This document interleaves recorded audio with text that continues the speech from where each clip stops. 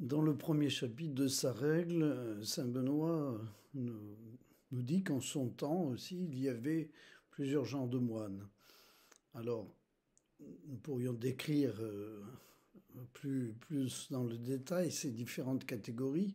Ce qui intéresse saint Benoît, c'est surtout de marquer l'esprit de ceux qui vivent en commun, c'est-à-dire ceux qu'on appelle les cénobites. Et finalement, c'est une leçon pour tous ceux qui veulent, comme disciples du Christ, partager une vie fraternelle. Donc l'intérêt n'est pas simplement la description des différents genres de moines, l'intérêt est à la description de l'état d'esprit dans lequel saint Benoît se trouve pour mettre en œuvre l'Évangile.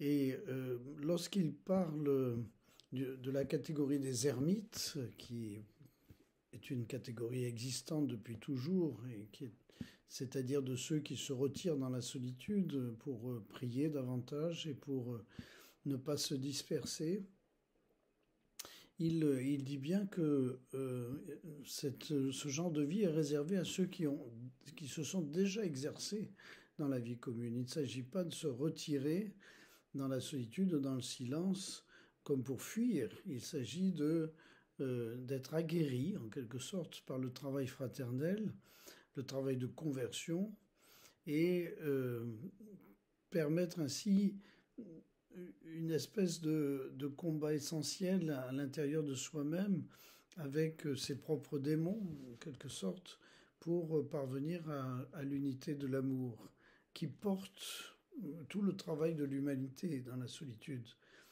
Mais surtout, le piège serait de penser que la solitude résout les problèmes de la difficulté fraternelle. Non, c'est la difficulté fraternelle qui permet d'accéder éventuellement à la solitude. D'ailleurs, dans toute fin de vie, il y a une forme d'érémitisme.